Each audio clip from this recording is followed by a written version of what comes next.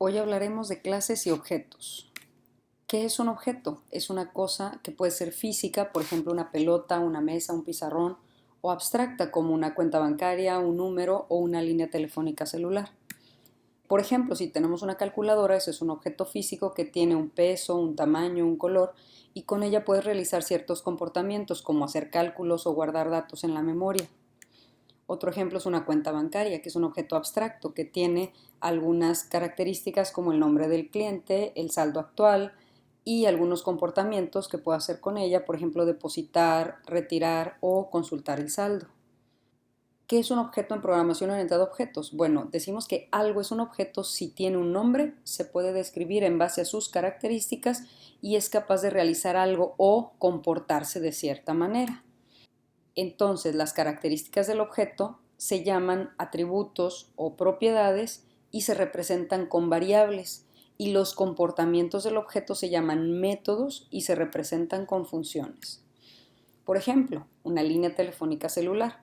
¿Cuáles son sus propiedades o sus atributos? El número de cuenta, el nombre del cliente, el número de teléfono, el tipo de contrato, el saldo actual, etc. ¿Y cuáles son comportamientos o métodos? Pues realizar llamadas, consultar saldo, enviar mensaje, etc. Entonces, ¿qué es una clase? Una clase es un grupo de objetos que se pueden describir en base a las mismas características y que tienen los mismos comportamientos. La clase es un concepto abstracto, por ejemplo, gato. ¿Y qué es un objeto? Un objeto que pertenece a una clase es una instancia de la clase y es una entidad concreta. Por ejemplo, Garfield es un ejemplo de un objeto de tipo gato. Vamos a ver otro ejemplo. Vamos a pensar que tenemos una cuenta bancaria. Entonces la clase sería la cuenta bancaria, tiene algunos atributos, por ejemplo el nombre del cliente y el saldo, y tiene algunos métodos que serían deposita, retira y dame saldo. Puedo definir objetos de esta clase, entonces tengo la cuenta de José, la cuenta de María, la cuenta de Juan. Si vemos a detalle la cuenta de José, el atributo cliente es José, es el nombre del cliente, el atributo saldo es 1000 y puede usar los métodos deposita, retira y dame saldo. Si tenemos la cuenta de María, el nombre del cliente es María, el saldo es 1500 y puede usar los métodos deposita, retira y dame saldo. Para solicitar que un objeto lleve a cabo una acción, se le envía un mensaje y al recibir el mensaje, el objeto ejecuta el método que está definido dentro de esa clase. Por ejemplo, si a la cuenta de José yo le digo dame saldo, la cuenta de José, o sea, José viene a su cuenta, ve cuánto es su saldo y me puede contestar la pregunta dame saldo dándome el saldo de su cuenta, en la información que él conoce de su cuenta.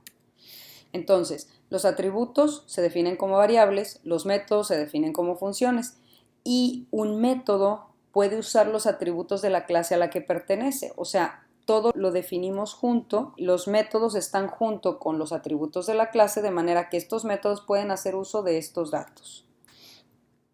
Ya hemos usado clases y objetos antes. Por ejemplo, los strings son una clase. La clase es string. Los objetos son, en este ejemplo, S1 y S2, que son variables definidas de tipo string, y los métodos son las funciones que yo puedo llamar y que trabajan sobre los objetos definidos. Por ejemplo, length está trabajando sobre S1 y substring está trabajando sobre S2. Estos serían los métodos.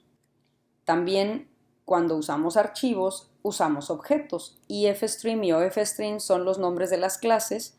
Archend y archsal son los objetos que estoy definiendo de estas clases.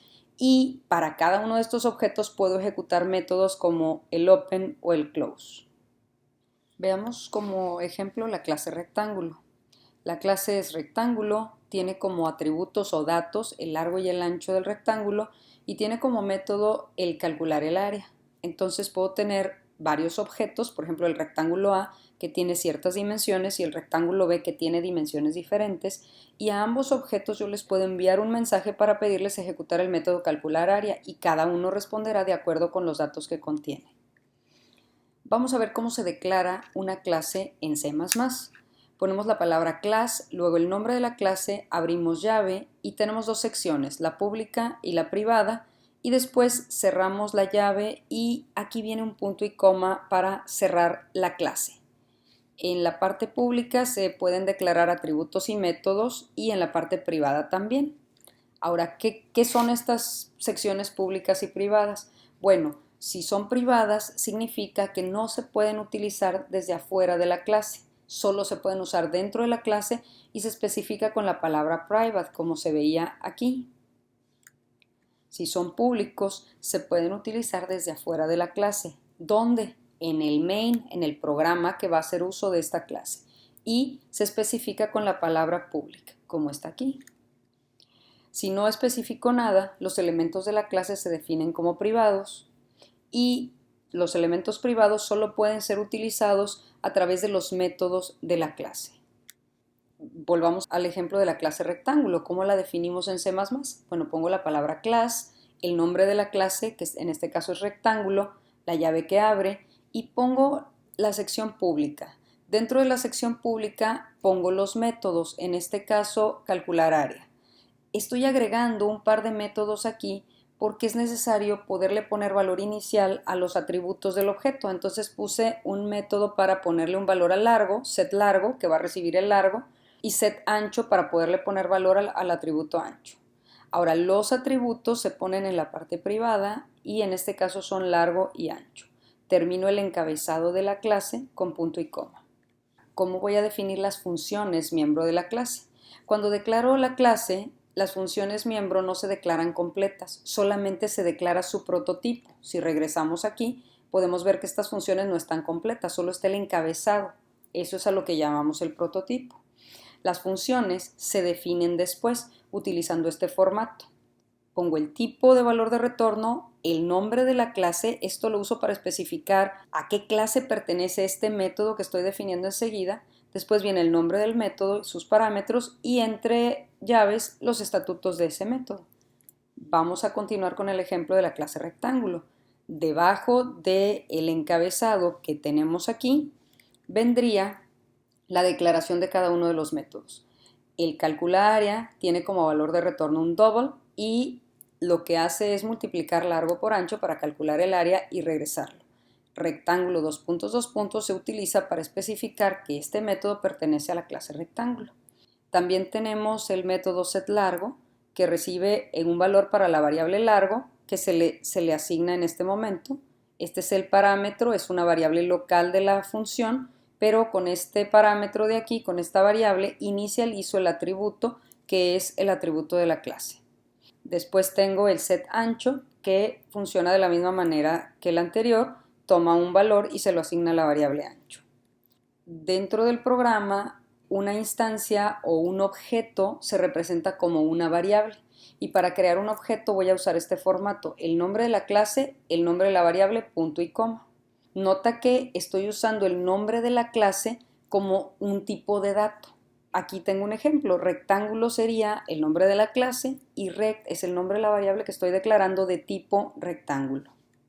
Un mensaje es cuando le pido a un objeto que ejecute alguno de sus métodos. Para enviar un mensaje a un objeto se usa este formato, el nombre del objeto punto con el nombre del método y los parámetros. Entonces vamos a irnos a nuestro ejemplo de la clase rectángulo. Dentro del main tengo una variable rect que es de tipo rectángulo, es decir, rect es un objeto, y tengo otra variable double que se llama área.